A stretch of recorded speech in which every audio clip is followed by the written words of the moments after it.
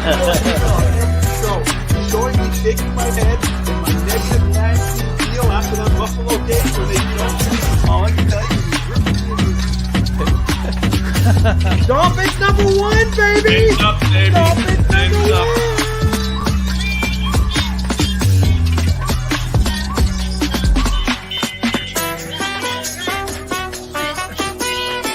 I swear, if a certain quarterback is mentioned in the comments, I got my beers ready. I'm gonna crack it open. Or is it the Serbian kid? Serbian kid,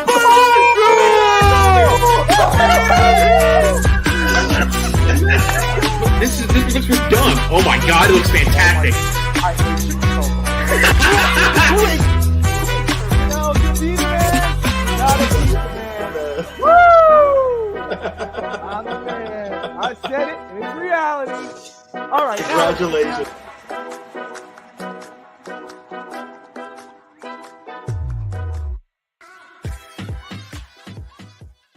Going on, Wrestling Universe.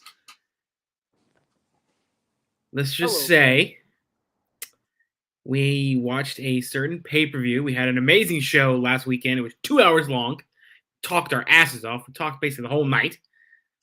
Oh, yeah. It was insane. Alfred, wouldn't you say so? We had a great panel on with us last time. Oh, yeah. That was by far one of my favorite shows since we've been doing our podcast. Oh, absolutely. It was real fun. I was looking forward to that one. Real fun. Anyway, ladies and gentlemen, boys and girls, children of all ages, welcome to the #1 wrestling podcast right here on the FinTalk Sports Network. Please subscribe. Obviously, this is No Holds Barred. I am your grateful host, Mr. Alex Brown, the king of everything. And then we have Mr. Alfred Hollywood Matthews, my compadre. And then you guys can't see him. He's been off for a little weeks. He's coming back for today's show. But Ryan has joined us again. That's a good thing you can't see him, folks. Oh, Ryan, he's talking some shit. It's a good thing we can't. Oh, well, hello, friends. Hello, everybody. I know you've missed me. Well, Ryan, what have you? They probably don't remember what you look like, Ryan. Ryan, they're saying they want to see the hat. I'll hang up my phone immediately.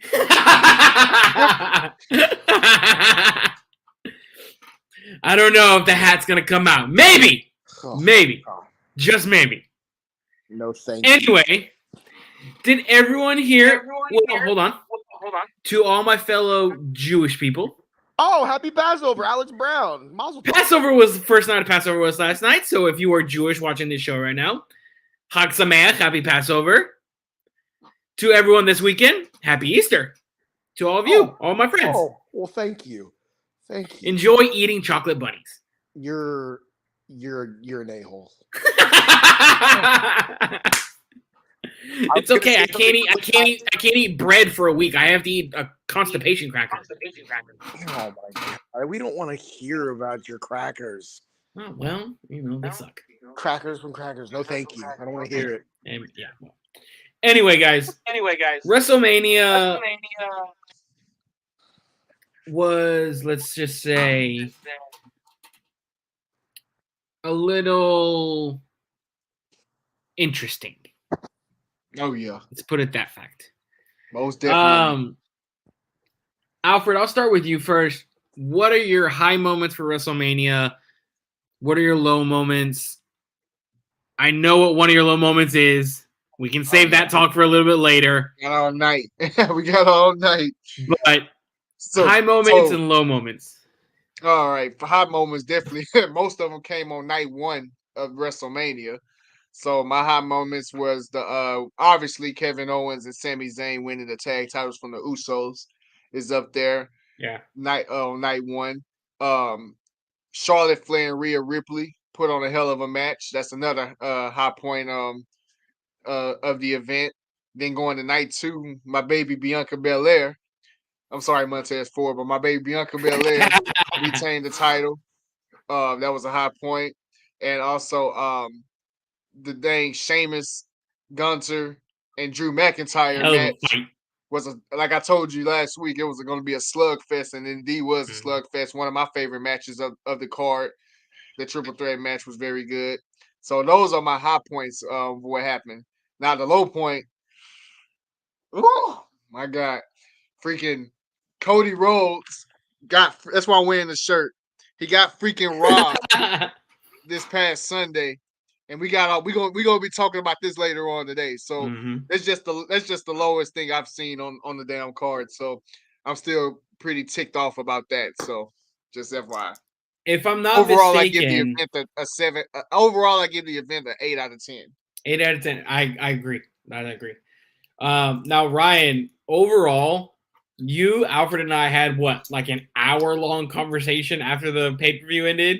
We immediately called each other. Like, I mean, going, what the hell? And Alfred, I think Alfred said on the phone, he goes like, what the hell? About like 7 times.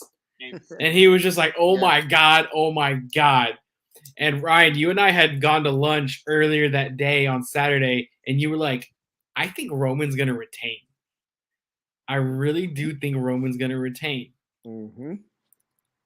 Yeah. So my question to you is, what made you all of a sudden think that? Honestly, we didn't have the story that we needed to give Cody the belts. Honestly, you can now. I'm not saying that this rivalry is anywhere close to The Rock or Stone Cold, because that is a level in and of itself. But now that you've had you know what? Let me give you my high and low just really quick. High, night 1. Low, night 2, with the exception of the main event. Honestly. Night 1, you could tell me, was produced by Triple H. I'd be like, yeah, hell of a job. He did great. Night 2, Vince McMahon written all over it. It was not great. Night 2, minus the main event. The main event was fantastic.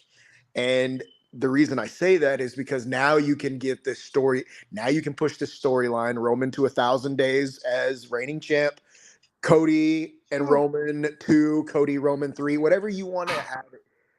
I was just thinking about it, and I'm just putting it out there. You can't have Cody win and that be the end of the story. Honestly, can he carry a promotion? Yes, absolutely, he can do it. Should he carry it right now? His first main event, WrestleMania, his first title shot, at WrestleMania, at the grandest stage of them all. I just couldn't see it. I was like, you know what? Keep this going. Give Roman he's at 940. He was at 945 that night. That was 945 days reign, and push it to 1,000. Give him. It's not the most. I think I can't remember who it was. Bruno Sammartino or someone else has the most, but push it to 1,000. Get him. Where's Ryan Taylor? Go ahead, search it for us. Correspondent Ryan Taylor always coming in. But yeah, no, push this story longer, because if Cody and Roman can fight like that with those finishes, those false finishes that we were getting, I'm in. I'm in for Roman Reigns, Cody Rhodes 2. I'm in for Roman Reigns, Cody Rhodes 3. Give it to me. I'm in for it. You know what? That main event, I'm looking forward to the next one. Give me the tag match that we all know is coming at Backlash. Give me whatever in Saudi Arabia. Give me whatever for Money in the Bank. But SummerSlam could be it. SummerSlam could be Roman's time as champ coming to an end. I can see it. Or maybe they have a storyline of breaking the belts up. I don't know. But what I do know, I'm in for Cody Rhodes, Roman Reigns, 2, 3, 4. I don't care. Keep that going, because their promos, chef kiss, honestly. Yeah, no, I agree. And we're gonna talk about this right now. We're not gonna wait. We're gonna talk about Cody Rhodes versus Roman Reigns right now. So while I was watching the main event and then the event happened, and I apologize, I'm about to curse right now. If you have younger fans, cover your ears. Cover your earmuffs right now. Right now, 3, 2, 1, earmuffs. As soon as Roman pinned Cody, I just screamed, "What the actual fuck is going on?" Beep. And all I heard my mom in the other room going, "What happened? What happened?" I said, "He lost! He lost!" And she goes, "Oh, I don't give a shit." Anyway, shout out, Mom. Shout out Susie Brown. Yeah. The match overall was fantastic. Cody's Oh, yeah, entrance, definitely was. when everyone did the whoa, I got chills going up my arm, and I wasn't even there. I knew, yeah. And now all these TikTok videos are doing the whoa, that part in his song. I mean, Cody Rhodes, Roman Reigns, and now I don't know if anyone watched the Monday After Raw, which in my opinion was because I thought it was going to be better than I thought it was. Exactly. They hyped This up is the the Brock second year in a row. Lesnar. They Yeah, hyped this up is the Brock second year in a Lesnar row and all that that. Raw after- So This is the second year in a row the Raw after WrestleMania has been a dud. exactly. Produced It's by not like Vince how it was McMahon. a few years ago. Yeah. Like the fact that they were going to team up Cody and Brock to take on Roman and Solo, I was like literally on my couch. I was like, okay. But then I started looking at the time. I'm like, okay, this show is over in 10 minutes. And I go, son of a bitch, Brock's going to do something to Cody. I already know it. Because when you look at the time and there's 10 minutes left in a pay-per-view, that's not enough time for them to fight. And then lo and behold, Brock Lesnar turns on Cody Rhodes. So that brings me to a question for you, Alfred, is what does this do for the Cody Roman storyline now that Brock Lesnar beat the living crap out of Cody Rhodes? Oh, I can answer that easily. So I think what's going to eventually happen is they're going to make Cody earn facing Roman again, and like Ryan said earlier, at SummerSlam. Still not a fan of that. So I guess they're going to have Brock be like the first gauntlet to face Cody, and if he can get past that, then he'll go, I guess, leading up going against Roman Reigns later on at SummerSlam. So I think that's why the reason why they had, and obviously it's a Vince call in my opinion. So there's the reason why they had Brock to turn on Cody during the match, so they can set that up. Their little mini, I call it a mini feud because obviously Cody and Roman is going to be. Cody's trying to go after Roman, so I call it a mini feud with him and Brock. So they're gonna have a match probably at Backlash or so, and then it's gonna be like I said, a gauntlet. So he's gonna go against Brock. I think he's gonna beat Brock. Then it's gonna make him more. I think they want to make him more of a credible opponent to not, you know what I mean? Like they want to make him more credible to beat Roman eventually at SummerSlam, because I think that's probably the reason why he didn't beat Roman at WrestleMania, which I clearly disagree with for the 10th time, but I think that's where it's going to lead. Okay. Ryan, do you see a possible scenario? So we're talking about him losing the titles to probably Cody at SummerSlam. Do we see any possible scenario where, because Paul Heyman turned on Brock at SummerSlam, do we see something where Paul Heyman could turn on Roman at SummerSlam? I honestly don't know if they want to do that storyline over again, that particular detail. But now that Vince McMahon has weaseled his way back in, you never know. He'll probably recycle that, and then, we're going to all see it coming. It's like, Paul turns on Roman loses the titles, blah, blah, blah. It's just, it's a lot of things that have been done before, and the fans being able to call it. Yeah. Like, and when something like that, you almost don't want, you can understand why Vince wants to do it, because it's such an easy thing to do, have your manager turn on you. But I don't agree with it. And I know I went back and forth with you guys on Sunday with the results. I think that was the right call.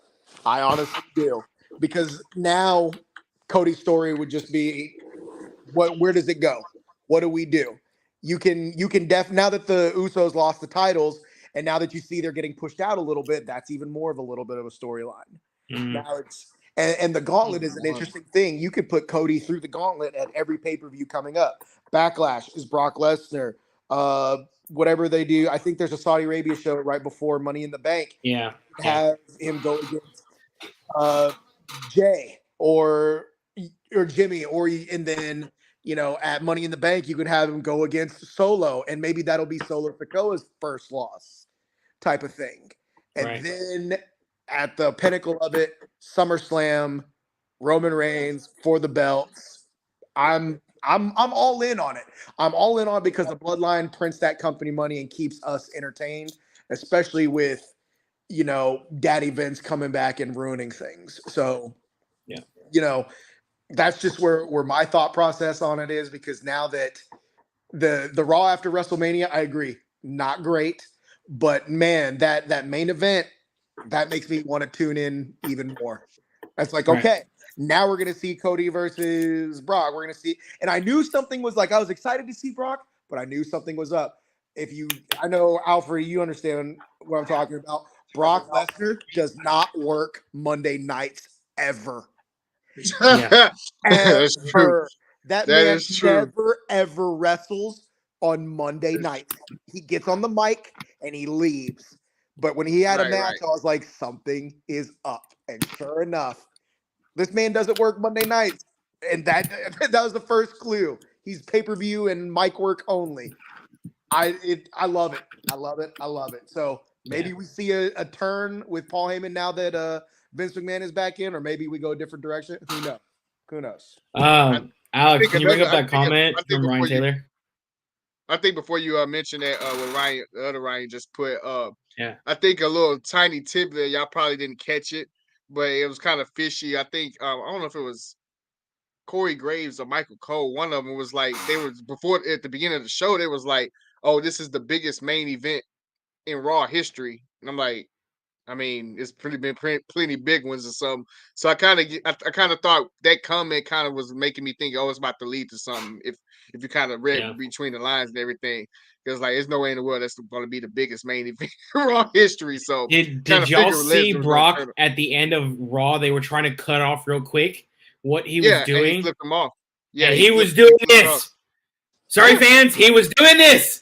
Your favorite thing to do. Oh my God! Do you think that was a Vince call, or was it just I don't know. Honestly, I don't know what the whole, if any of what's a Vince call, what's a Triple H call, because we're gonna talk about this right after and then go back to Mania. Is the whole sale of the company. The Vince call is no LA night in LA. That's a Vince McMahon call. Oh yeah, that's definitely a Vince call. Man. We can talk about that later. I hate this man so much. Robbed us of LA night in LA. I hate Vince McMahon. Right. Okay. So real quick before we go back to what Ryan tells, Heyman does turn on Roman. Where does who land with after that? I think what happens personally is that Heyman will take a long vacation like Roman does, and then later on when Roman comes back, I can see Heyman still being with Roman in case they want to maybe do a Roman Brock rivalry again or something like that. Oh no, I'm a Lesnar fan. I'm tired of that. If that's potentially, I'm just saying. I don't know, but I can't see another superstar that he could possibly align with. I think he takes a long awaited vacation and just works in the back with the upper hand. So that's my honest opinion. It's a year off, honestly. If he's gonna take a vacation, I bet it's a year. Yeah, 100%. 100%. It's a year. Maybe with him, like you said, coming back with backstage work, but after 1,000+ days title reign, carrying this company, doing what he's been doing, well-deserved year off, and then comes back in unbelievable fashion. Hopefully still as a heel, because heel Roman greater than anything else. Okay. I was going to talk about the sale, but I think I want to save that for another episode. Just letting you guys know, WWE fans, if you are hoping for a Switchblade appearance in WWE, it ain't happening. Okay? Switchblade Jay White has officially signed with AEW. AEW, yeah. He's officially AEW, and I know we're getting a little bit off the Mania part, but who cares? It's our show. What are your thoughts on Jay White basically this to WWE and staying AEW? Oh, well, so you know how I feel. Like I said, how I feel about that. I based on what I've read, obviously Jay White is the most coveted free agent that was available on the wrestling market, and I'm reading a little bit more on it why he went to AEW over WWE. I guess because he wanted I guess a multi-year contract or so, Mhm.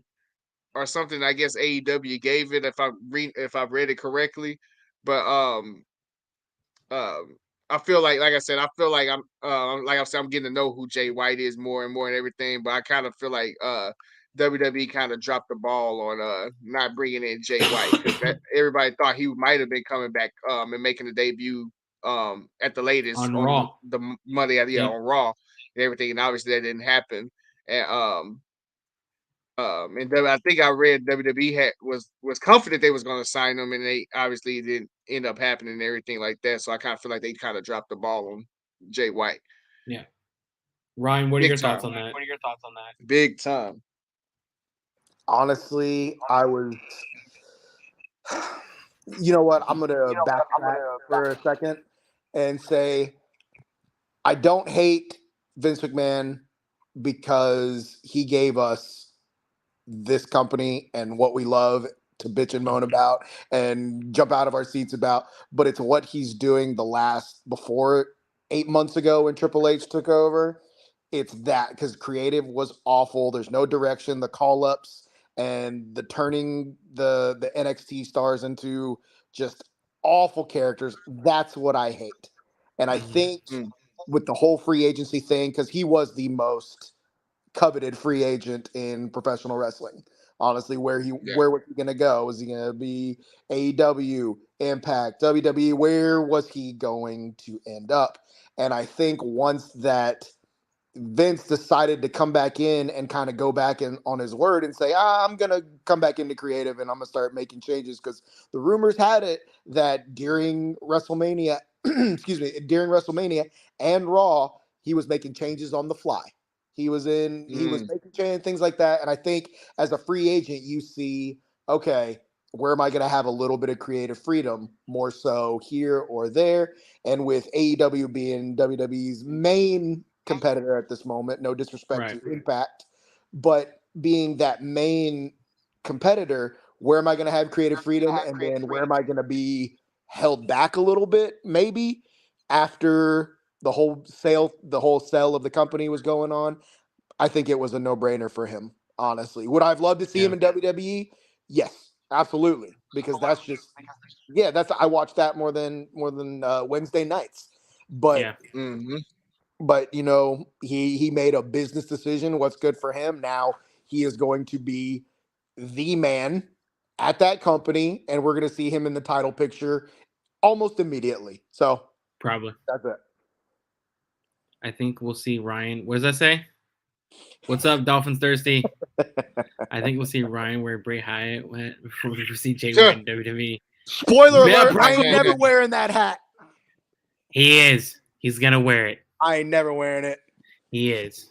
I ain't never wearing that hat. Okay, so another part of WrestleMania that I want to get to, the part that actually surprised me, and one of my high moments of that event was when I heard "Viva la Raza." I cried. I lost my shit.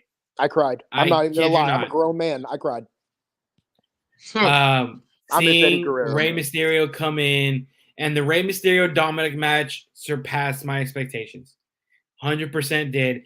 I was one of the guys, and on the preview show, I said, "Who cares about this match?" I think everyone but Alfred and I raised their hands. So I can admit to you, I was wrong. The Rey Dominic match was outstanding, was perfect. Obviously had the perfect ending. Bad Bunny being there, and then Bad Bunny being at Raw. Obviously, that's setting something up because Backlash is in Puerto Rico. So, Alfred, Bad Bunny and Ray. Exactly. Alfred, your first thoughts on Rey versus Dominic? First off, like I said, I wasn't looking forward to the match going in, and both of their interests actually were pretty good. Dominic coming out with the ambulance and things like that with his penitentiary gimmick, right? And Rey Mysterio, like I said, playing Eddie Guerrero, and then Snoop Dogg and the Lowrider and everything. It kind of intrigued me.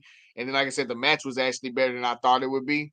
Gave it a shot. So I'm actually growing on the feud. At first, like I said, I wasn't a huge fan of the feud, the father-son feud, until Ray punched Dominic, Right. and it kind of made me a little bit more interested and invested. But I actually look forward to see what is going more now.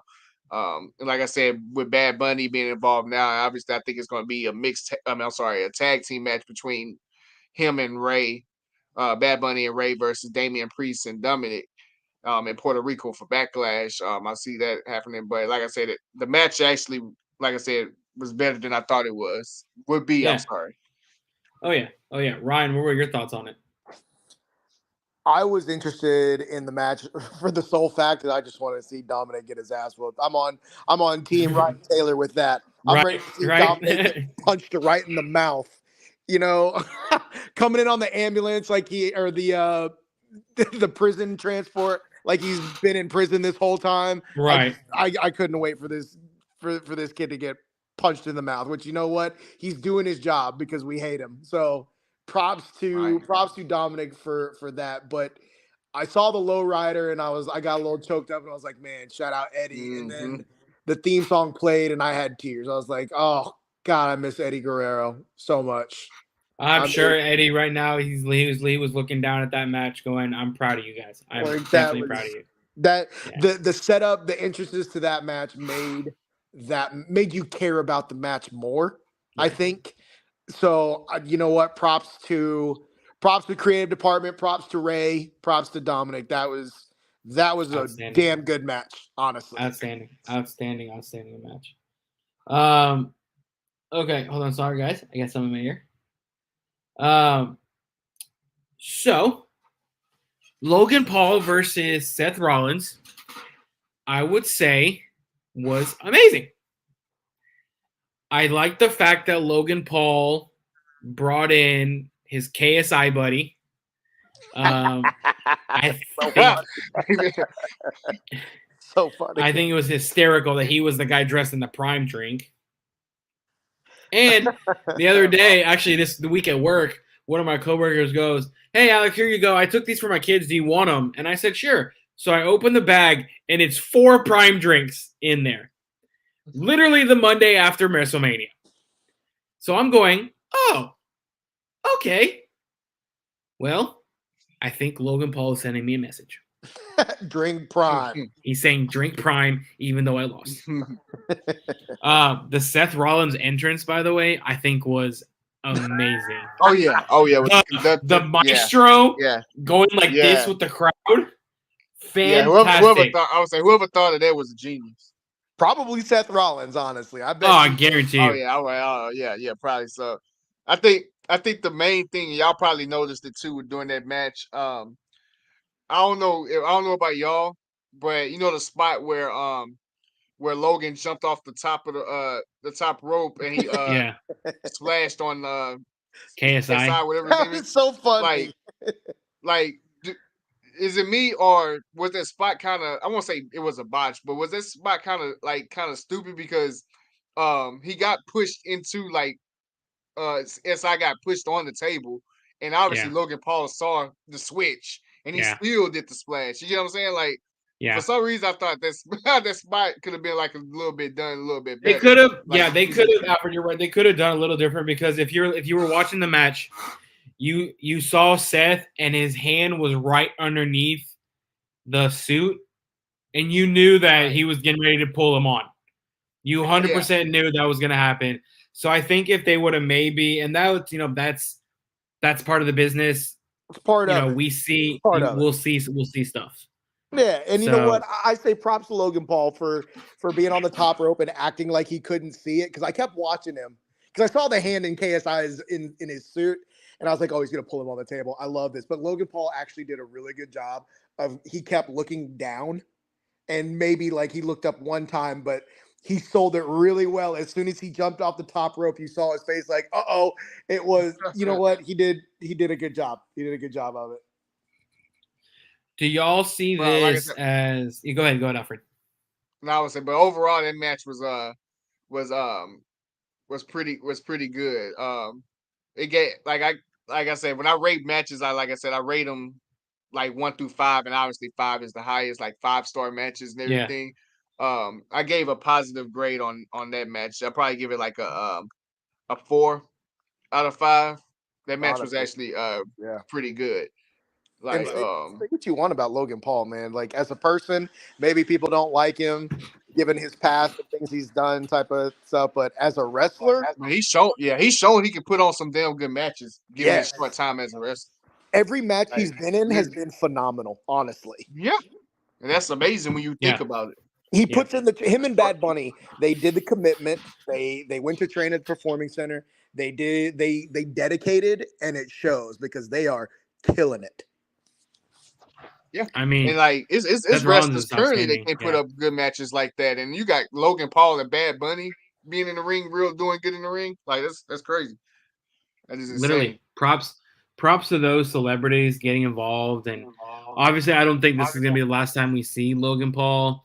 I think no. I he's hope going not. to. No, I don't think so. I think everybody wants to see Logan Paul Cena, which I think, honestly, like the opening match for WrestleMania being Cena Theory. Okay, I thought it was okay. I thought it could have been. I would have liked to see Cena win. Logan Paul is today. Shawn Michaels. I He was agree. the wrong person. But I yeah, agree. I agree with that. Yeah. I agree with that. Like I said, I called the Austin Theory Cena match. I Yeah. called it. Yeah. I was like, there's no way in the world they can let like Cena bury Austin Theory like that. And we tired of seeing Cena and he'll win the U.S. title. Now I knew that wasn't happening. I knew Austin Theory was going to cheat. Well, we had somehow and win. We had all the speculation, obviously, with Jay White being a free agent, that Cena was going to win the title and then do an open challenge Monday night where Jay White or someone else was going to come out and take it from him. Because we know Cena doesn't want, he's a part-time wrestler. He's just there. Right. Right. I think that would have been cool, but the fact that they're going to keep it on Theory is nice, because now this gives the opportunity to a man named Montez Ford to go solo and take that title. I am all here. Unfortunately, I'm sorry to the Street Profits. Congrats on their win in their big showcase match. But which I don't think any of us picked Street Profits, did we? I think a lot of people picked Alfred, who did you pick?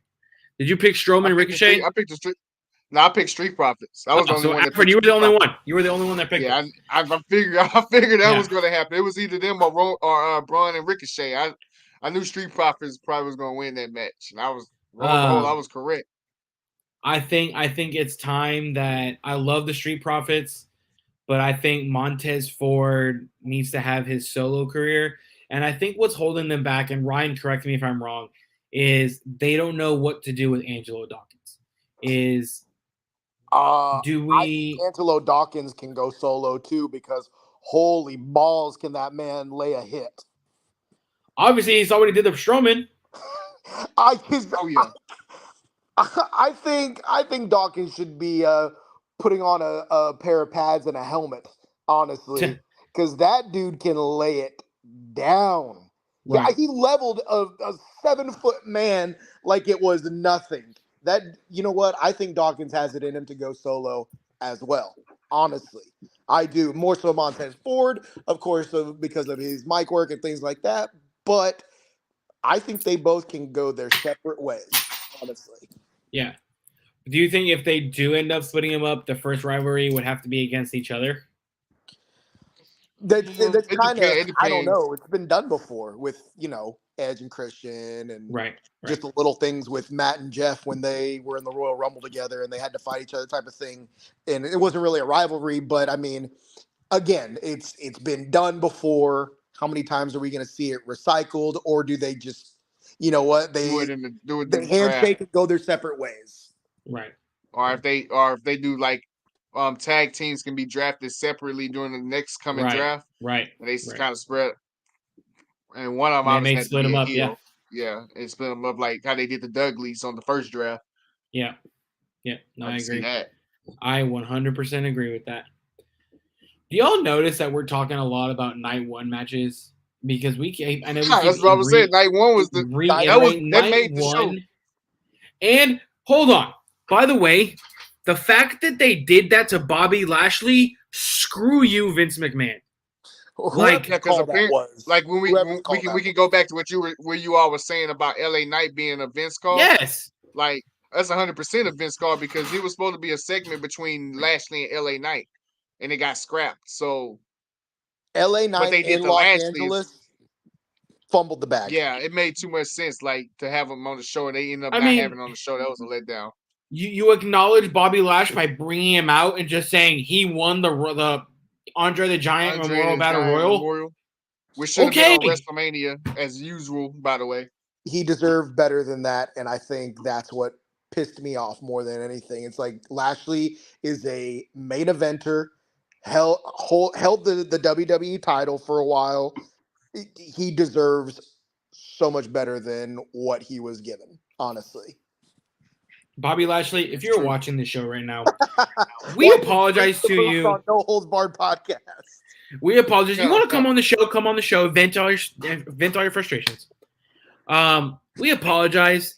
We think you deserve better. We think you deserve the WrestleMania moment, not some stupid introduction. We apologize. My apologies, Bobby. Honestly. My apologies, Bobby. Right. No LA Knight is Los Angeles to complete crap creative decision, and that's not an insult. That's a fact of life. Yeah. LA Knight. Yeah. LA Knight, if you're watching, you also get an apology too, sure. You get an apology too. He'd probably tell us to go screw ourselves, and I am totally okay with it. Probably okay. And you know what I would tell that man? Okay. Okay, because that is LA Knight. I love that. Yeah. I love that guy. Love that guy. And it's just a kick in the nads that we didn't get LA Knight in LA. It's just, like you said, Alfred, that makes too much sense. Why would they do it? Honestly. Exactly. It's so dumb. And next year's WrestleMania, I believe, is in Philadelphia. Philly. Yeah. So WrestleMania Philly 40. special. Yep, WrestleMania 40. Holy balls, we're old boys. God damn, yeah, we're old. Know. Yeah. It's 40 years. Yeah, we're old. Just imagine in 10 years when we're all in wheelchairs. You know. Whoa! I'm only gonna be 44 in 10 years. Easy. You know what? Who is we? You'll be 44. Who is we? Ryan, I'll be visiting you in retirement. I'm not dead. I'll be 42. Goodness gracious. So I'll be 42 as well. I do have to give a big congratulations to the best women's match of the card, Rhea Ripley. Congratulations on you becoming SmackDown Women's Champion. You 100% deserve it. And Alfred, I'm gonna go to you first. Is your thoughts on Rhea versus Charlotte? I think they made the right call here because, in my opinion, I could see Judgment Day switching to SmackDown because they've been on Raw all this time. Unless they keep doing inner, I guess, matches between competitors on both shows. Unless they're setting something up for something that's going to just be where superstars compete on both shows. I don't know. I can see Judgment Day switching over to SmackDown. I don't know. What are your thoughts on that, Alfred? I'm gonna go even further and say, not only was that the best match that was like on WrestleMania, that's probably the best women's match ever. Like in my opinion. Oh, wow! Like I'm gonna go even further. Like okay, obviously all the women's matches we've seen or anything. I don't think any match can top what happened on Saturday. It's among, I won't say it's the best, but it's definitely in the discussion being one of the best ever women's matches I've seen. Unless somebody can give me a match that's like on that level or among the level, I think that's I said, that's the best match I've ever seen. As far as Rhea like winning, obviously that's definitely the right decision. She deserved this she deserved the win, and finally she beat Charlotte Flair. And Rhea Ripley is the first woman ever to hold, I think, every like title that's in WWE. If I want to, like, women's title, I'm sorry. Was she in NXT tag team? She was the NXT. She won the Raw Women's Championship, the SmackDown Women's Championship, the NXT Women's Championship, the NXT UK Women's Championship, Okay. and the Women's Tag Team Championships. Like she's Okay. the first woman to win all of Yeah. that. Much deserve to Rhea Ripley. As far as Judgment Day splitting, I can see that as well. Now that Rhea's the champ, the women's champion, everything, she definitely will be on SmackDown. And I think eventually Judgment Day is going to break up. I can see that happening as soon as like when Backlash is about to be over. I can see Judgment Day splitting up and going their separate ways and everything. And I think Rhea Ripley's at the top of the women discussion now. Hate to say it now, but Oh yeah. I definitely enjoyed that match on the first night, Saturday. Ryan, who do you see being the first woman to challenge Rhea for her title? I don't know, but I just want to say mommy put it down. Yep. That was a hell of a match. Shout out to Charlotte. Shout out to Rhea. That was edge of my seat. Edge of my seat, honestly. The false finishes, just the storytelling, just a masterclass from both competitors. That was a hell of a match. I thoroughly freaking enjoyed that. But as far as I don't know. Does it, because she's on SmackDown? So does it go? Liv Morgan? Does it go Raquel? Does it go? I don't know. I don't know who, because I can tell you this much: she's gonna hold on to that belt for a while. Yeah. Oh yeah. Hold onto that belt for maybe a year plus, because I don't see her. She needed the belt because she is absolutely one of those competitors that can carry that division and carry a show as champ. And if she can put on matches like that with anybody, I see her main eventing a couple of pay-per-views coming up. Main eventing shows, that's for sure, because that was art. Watching the two of them that was fantastic. So I don't know. I do know she's holding on to that belt for a while. So you know what? Set him up, knock him down. Mommy is champ. Yeah. Congratulations, Rhea Ripley.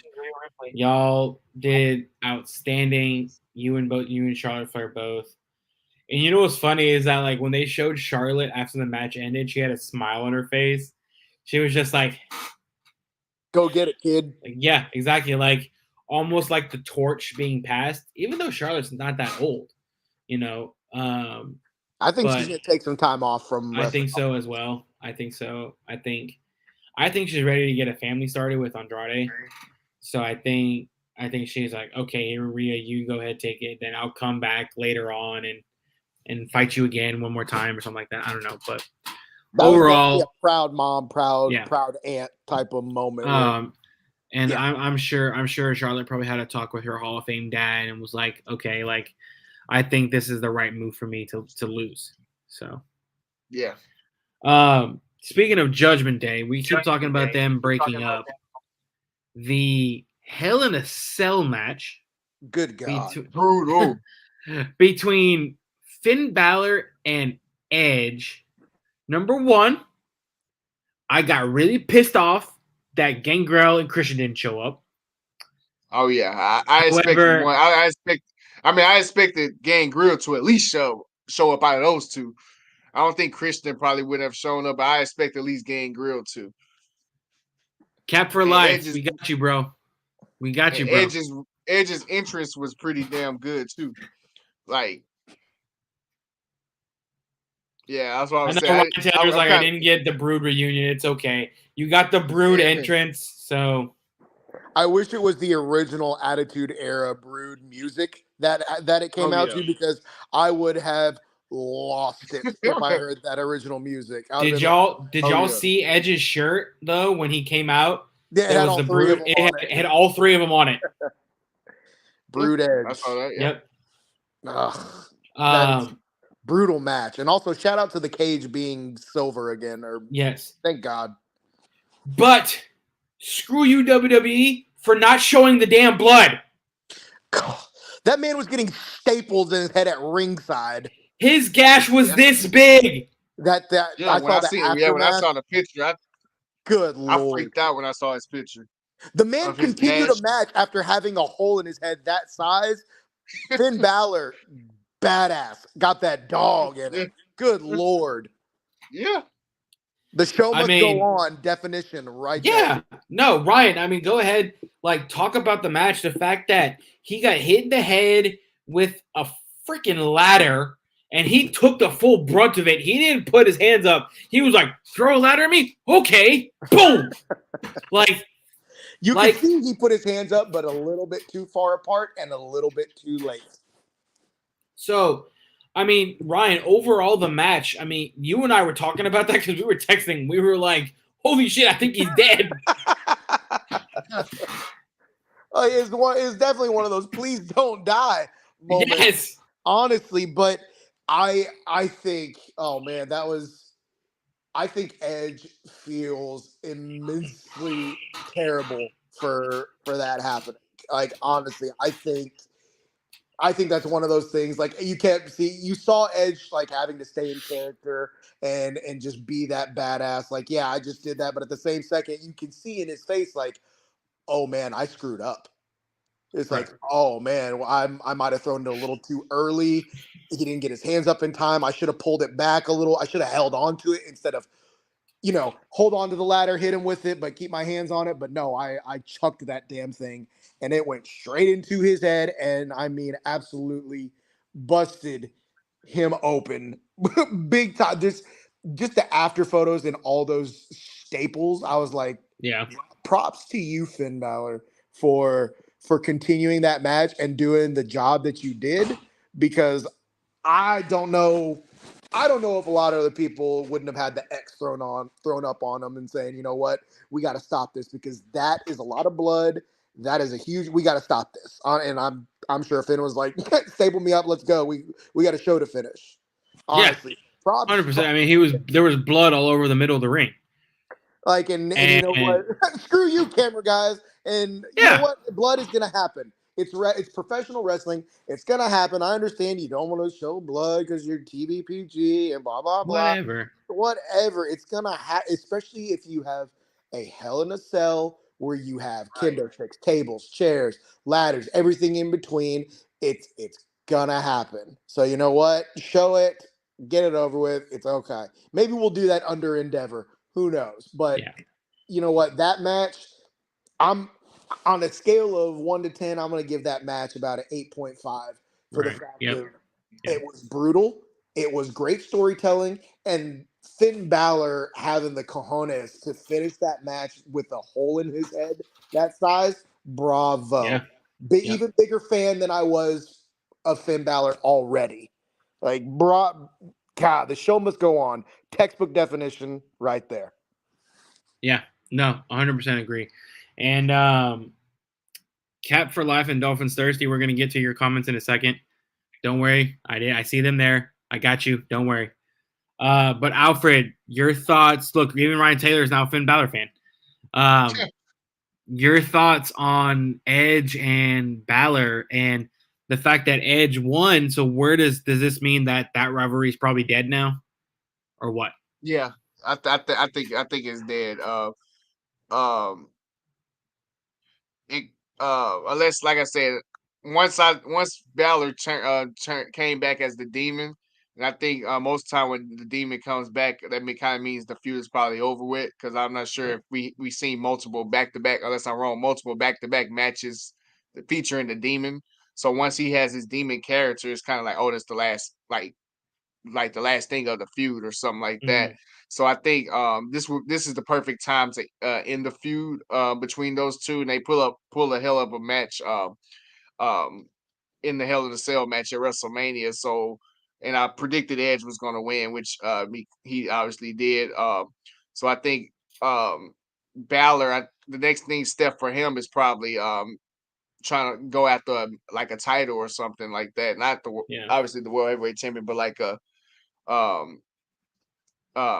maybe if I had to guess, maybe a face turn now. So he can like feud with like Theory or something like that, or if he gets drafted to SmackDown, go against Gunther or something like that. Because I feel like WWE owe him when he came back as when he made his debut. Well, I'm sorry, his re-debut 2 years ago back on SmackDown. I think they kind of owe him. We were there. How they treat him initially. Yeah, how they kind of treat him initially. So I think that's probably the next step for Finn Balor. As far as Edge, I don't know where. Probably, I'm not even gonna lie. I don't know where Edge probably would go from here.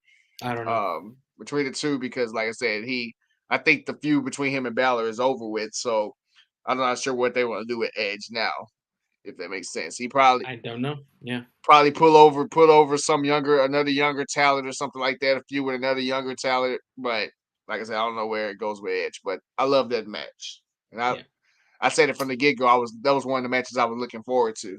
Oh yeah, 100%. Alex, can you bring up the comment from Dolphins Thursday about the Uso? All right, so Dolphins Thursday is asking us, has one of Usos changed sides? And the reason I want to bring this question up is because we're going to talk about the main event of Saturday night, in which another Mazel Tov to Kevin Owens and Sami Zayn for winning the Undisputed Tag Team Championships. Y'all definitely deserve it. Sami Zayn, you're slowly becoming a high celebrity in this company. And Kevin Owens got a he got a Grand Slam champion. It made him that win made him a Grand Slam champion. I know we've been using this term a lot in this show, but yeah. So that's another reason why I was happy about that match. Hey, at Cat for Lab, I thought Brock attacking Kobe was sort of lame, even though you knew that time was running out on Raw and that something was up. True! I said that earlier! That's true. But anyway, Alfred, so your thoughts on Sami Zayn and Kevin Owens? I mean, the match was like literally fall for fall, and I had my friend watching with me, and she was like, because I was on the edge of my seat watching, she goes, "You know this is all like planned," or I was like, "I don't care. I'm on there. This match is outstanding. Like followed all the 1, 2, and those counts. I mean, it was by far the perfect ending for Sammy to do his haluba kick 3 times to Jay and, end that feud right there, which I think that's over. I don't know. I could actually see them fighting one more time at Backlash and then it being done, because then you have 3 pay-per-views, I believe, after that, to where you can do Cody versus the whole Bloodline family and all that. So like Alfred, the storytelling was amazing during that match. Oh yeah, by far the number one story leading up to WrestleMania. That's probably, like I said, that's probably like the thing I enjoyed most about that match. There's a lot of things I enjoyed about that match, but the main thing is the storytelling of that match. And Sammy finally got his revenge, and he, like I said, he did 3 helluva kicks to Jay to win the match. So that obviously got the crowd hyped when that happened. Obviously got me out my seat watching it at home when it happened. And it's like a very good moment seeing them winning the tag team championships, and especially considering like a few weeks ago when Kevin Owens didn't want no part of Sami Zayn, and he eventually changed his mind. It made that story like a little bit more emotional. From a storyline standpoint, seeing them win the tag team championships. And like I said, I'm in agreement with you. I think the feud isn't done. They're going to have another match at Backlash, and I think Sammy and Owens are going to retain the title going against them. But that, like I said, Saturday night was A1. Like I said, earlier I gave the event an 8 out of 10. Saturday was perfect 10 out of 10, and Sami Sunday, Zayn, haven't seen a Jewish guy take that fight to someone. Sami Zayn's Jewish? Is that true? Is Sami Zayn Jewish? I didn't. God, Alex is about to have just a conniption if it's true. Yeah. Holy God. I need sources that tell me if Sami Zayn is Jewish. Ryan Taylor, we gotta look that before one up. Alex loses his mind. I will send Sami Zayn some matzah right now. Oh, stop it. I'm just saying, if Sami Zayn is Jewish, shalom. Maybe I typed the wrong name. What? Getting my hopes up, Ryan Taylor. Getting my hopes up. Anyway, so Dolphins Thirsty asked, do we see the Usos, no Usos changing sides in according to Evan Posner? Evan Posner, big fan of the show, big wrestling fan. Dolphins Thirsty, do I think the Usos change sides? Not at the moment. Not yet. I was like, not yet. Not in the Not at the cards moment. yet. Not in the card yet. Ryan, if in fact they do decide to split from Bloodline, do Jimmy and Jay do it together? Or is it something where first, I mean, obviously I think Jay is obviously a little bit more popular than Jimmy. Could we see something to where Jay turns on his brother and we see them go at each other first, like Matt and Jeff, and then I don't know. Where do you see something like that happening? I see, you know what, I'm also going to put a little plug for myself in here. WWE Creative, WWE, hire me because I have so many ideas that could keep this bloodline feud going. Don't do it. Don't hire me. Believe me, do it. Do it because it will be entertaining television. Honestly, if they go on a run to split from the bloodline, I think Jay goes off on his own. Roman pulls Jimmy back in with him. And now you have Jay versus Jimmy, Jay versus Solo, Jay, then the eventual versus Roman, because during the pandemic and Thunderdome era, Yep. Jay Uso versus Roman Reigns was must-see, must-watch TV. They should have gotten an Emmy. Both of them should have gotten Emmy Awards for just the show that they put on of back and forth, cousin versus that was I didn't want to miss a single episode of that because I wanted to know. I was rooting for Jay so hard to take the title from Roman back in the day. Honestly, I really was, and I think, and like you said, no shame or no nothing to Jimmy, but Jay being the slightly popular one when he was on his solo run earlier a couple years ago, I think they could do so much with splitting him and Jimmy up, Roman reaching out to Jimmy, bringing him back in the bloodline, and then it be Roman, Jimmy, Solo, Paul Heyman versus Jay. And then Jay just jumping through all these, going the Sami Zayn route, essentially, trying to jump through all these hoops to get back to fighting Roman somehow. I hope it happens because I want to see Roman versus Jay again. And I want to see Jay actually, whether it be for, one of the titles, no titles, just for the sake of I pinned you, I did it. See, I would love to see Roman get pinned and not lose a title because he hasn't been pinned. What'd you say, Alex? December 2019? Yeah. Was the last time this man has gotten pinned? Yeah. Oh my God. Oh. All right, sorry, that was really funny. So I really want to see that. I want to see Jay versus Roman, and I want Roman's first pin. I want Roman's first pin to come from Jay Uso, not for the title, but what is something that would mean so much more, a little bit more than a title, is who's the first man to pin Roman Reigns? None other than a family member, none other than a member of the bloodline to pin him. That would just rating. I think through the roof. I think what people are wanting is they want, Sami Zayn just won the tag team titles, which I don't know about y'all, but I hope they split the belts up. I really do. Oh yeah, me too. I really hope they're like, okay, somebody challenges them for like the SmackDown tag team or the Raw, because I think, or more than likely the Raw. Well, because Sami Zayn is SmackDown and Kevin Owens is a Raw superstar, I believe, if I'm not mistaken. I don't know, but I think they do need to separate them and have another set of champions. Alfred, I don't know how long can you see Sami Zayn and Kevin Owens title reign lasting?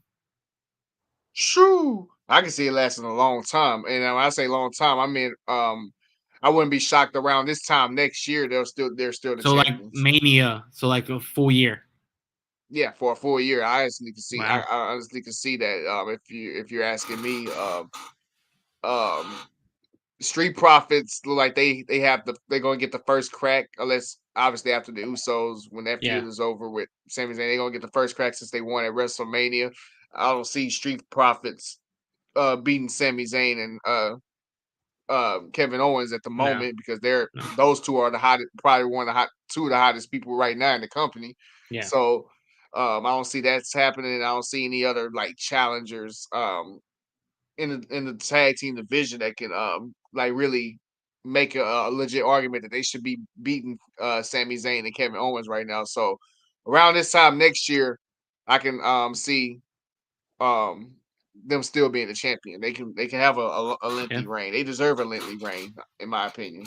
No, I agree. I 100% agree. Yeah. Can you guys think? And I know we haven't talked about like all the matches yet. Man, we gotta talk about Shane McMahon tearing his ACL. Okay. We have to. Yes. Tore his quad. It's like his dad. Oh my No, god. I'm gonna say this. I'm gonna say this before we start. I legit thought that wasn't a real thing. Like when he tore it, I thought it was part of like the thing until I was like, wait a minute, he actually did like fall and break it. Somebody like told me, I was like, oh wait a minute, it looks legit. I thought it wasn't legit at first. I'm not even much gonna lie. And I thought, and shout out to Snoop Dogg for like changing the thing on the fly too, because that's like kind of hard to do, especially when you don't have experience doing those things. I got you, Cap for life. I got you. Yeah, so I legit thought he just failed just because he failed just for comedy purposes, but nah, he legit tore his ACL on that one. It's kind of shame because he came back like that. It broke my heart. I heard his theme song and I was like, yes, thank God. Yeah, I marked out like he's crazy. back. I'm so I missed him from when he was silently released to this. I was so happy to see Shane back, and then I knew it was real because non-contact injuries are the ones that happen the most. He jumps over the Miz, comes down wrong, and you just saw his leg buckle. And I was like, well, that's either MCL, PCL, or the quad. And sure enough, just like his dad that one time coming in the ring, tore his quad and went down immediately. And it broke my heart because big Shane O'Mac fan. Big Shane O'Mac. It was sad to see. Yeah, that was okay. I felt that one. For Cap for life, bring up his Alpha Academy comment. Okay. I don't know if you guys saw in the showcase match a little tiny Chad Gable freaking suplexed Braun Strowman, like did a flip and then lifted up Braun and superplexed him behind. Holy crap. I think now that Cesaro is gone, I legitimately think Gable is one of the pound for pound strongest people in that locker room. Oh, honestly. 100%. Honestly. Yeah, most definitely. But is Alpha Academy going to stay together? Because rumor of Otis or Otis. Oh, good Lord. Otis going to be joining Maximum Male Models in a few a week and Otis's career goes right there. Yeah, it's already not that great in my opinion, but I think it definitely is going to get worse if he joined Maximum Male Models. Yeah. They kind of been teasing it for a few weeks now, so yeah, Alpha Academy might be disbanding soon. Well,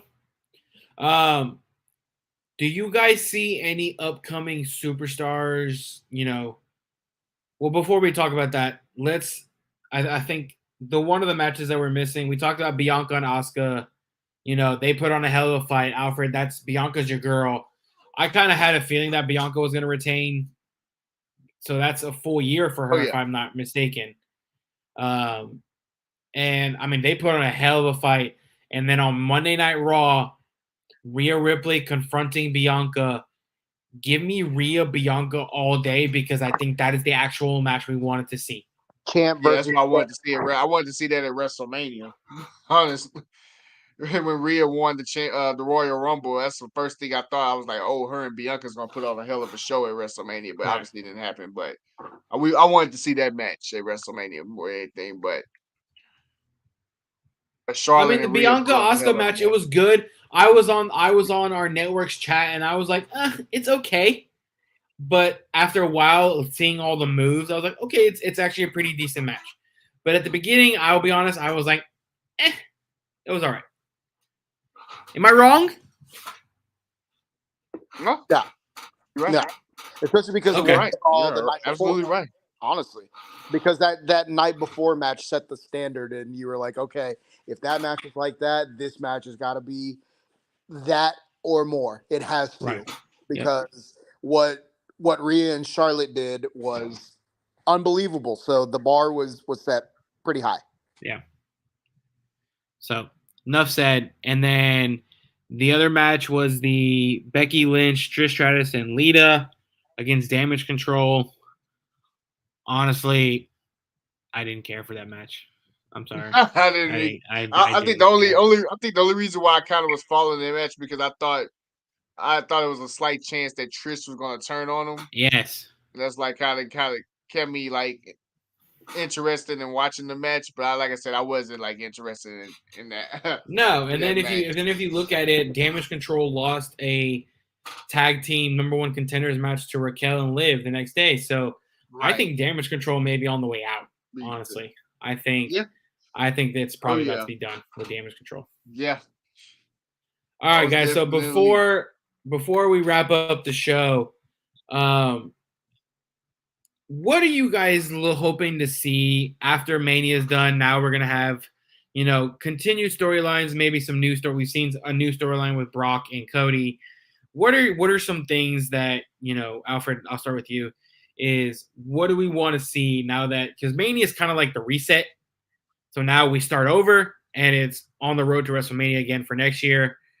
So what are you hoping to see from WWE after Mania?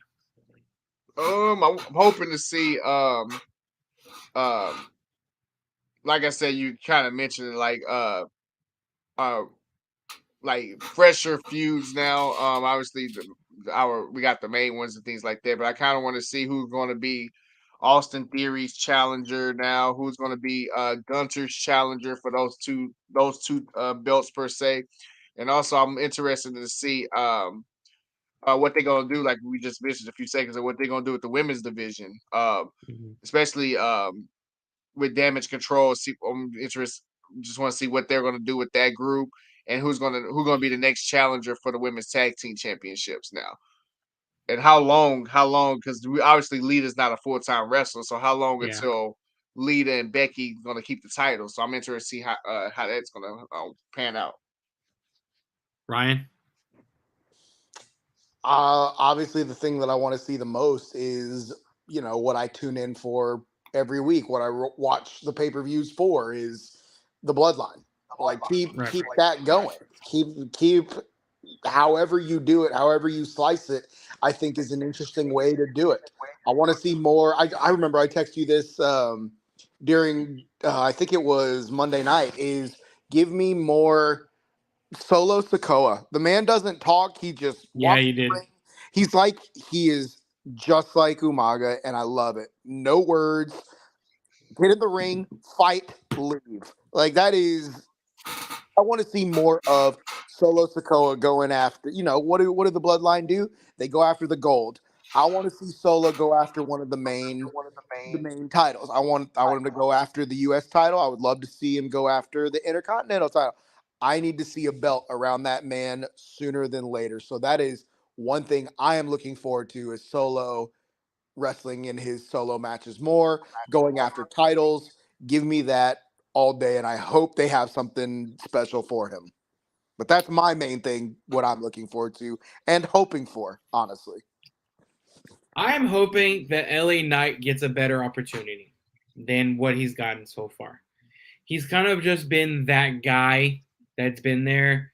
I think LA Knight has the potential to be a fucking star in this company.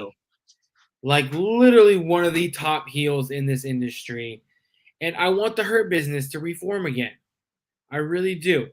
Brock vs. Omos, you notice we didn't really talk about that because I didn't care. I did not care about that match. I thought it was a slight chance the Omos would have pulled out the upset. No. Like, honestly. No. Thought it was a slight chance. Slight chance, It would no. have been hell of an upset, too. The squash matches need to stop, honestly. They do. The squash matches need to stop. Because what was the first match of Raw? I'll tell you what it was. It was Omos versus Ezekiel for about 5 minutes, and then it was over. That kills Elias, excuse me. Elias. That kills it. Nobody cares about the squash matches. Nobody cares about those little 2, 3, 4, 5 minute matches just to say you saw a quick wrestling match. Like, give us meaningful. You want to make Raw 3 hours? You want to keep it 3 hours? Give us the meaningful storylines. Give us the fights. The 2 to 3 minute matches. Like, I understand guys need to get out there and wrestle. Men and women need to get out there and do the damn thing. But just, if that's one thing that I would love to see change, is squash matches like that. Yeah. Stop. If you want us to cheer or root against or whatever you have us do against, almost put him in the Hurt Business. Do something like that. Give us the long 15-minute matches. Give us the matches that we're gonna keep coming back for. The squashes, just don't do it. Just don't do it. No, I agree. And then, so before we give our little sign-offs, Cap for Life comment, the Uncle Howdy one. Uncle Howdy, Bray Wyatt, thanks for, making my moment and taking away my moment, because props to Bray Wyatt. I don't know what mental health issues he's going through a lot. I hope he gets better and everything. And, for Bray, I'm going to wear this for you for the last part. All right. Don't log off, Ryan. Please don't log off. I'm out of here. Don't log off. Hold on. My screen is dirty again. No, I'm logging off. I'm out of here. So I hope, Wyatt comes, because I know the rumor was that they asked him to bring the Fiend character back and he said no. So that I'm guessing there's some stipulations, there's some discrepancies with all that, but I hope Bray Wyatt comes back and everything. And so with that, just letting everyone know, I know we do talk a lot of WWE. We still want Wyatt Hat. You got Wyatt Hat for a second. Wyatt Hat made an appearance for a second. So we do talk a lot about WWE. And we are a WWE heavy-based show. That doesn't mean we're not going to talk AEW. We did for a little bit. And good night, Dolphins Thursday. Thanks for showing up. We will be talking AEW. They have their WrestleMania pay-per-view on May 28th called Double or Nothing. I'm sure we'll probably have Josh Kimmel come on for that show. Josh Kimmel, who I don't know if you guys know, has his own wrestling podcast, also has a show on this network. And don't forget to like and subscribe. Fin Talk Sports Network, just a reminder. Aren't they going to Wembley Stadium? They are. Holy balls. That's massive arena. That's going to be pretty cool to see. They are. So I know we do talk a lot of WWE, but we still give AEW its love and all that. So, Ryan, you haven't done this in a while. Would you like to tell people where they can find you on the Twitter.com? Because I haven't done it in a while, I'm going to say, no, you can find me here. Because I don't like y'all. Well, that's not very nice. Just kidding. I love all my fans. All 3 of y'all. It's okay. But no, y'all can find me here. That's where you can find me. Cool. Alfred? As usual, you can find me trolling at _Matthew713. And you could follow my personal page, which is at AlexBB29. But more importantly, follow, subscribe to Fin Talk Sports Network. I believe we're almost over 800 subscribers, which is amazing. We got brand new shows. Alfred and I appeared on an NFL draft show the other day. So, we'll definitely be doing that. I know to talk the Bucks. He should join us. Ryan definitely should join us to talk some Tampa Bay Buccaneers. Yeah. Why? So my team can tank and I can take Caleb Williams? Please, God, let's do it. Amen. But more importantly, you can follow the podcast page at capital N, capital H, capital B to that Bard podcast, so capital NH Bard podcast. And subscribe, Fin Talk Sports Network. Amazing shows all the time. With that, happy Easter again to everyone this weekend. Stay safe. Houston's about to get hit with some hard weather, rain-wise, so I hope I need to go get a boat or something like that. I don't know. Huh. With that, we will see you guys next week for a brand new episode of No Holds Barred. Happy Passover. Happy Easter. We love you.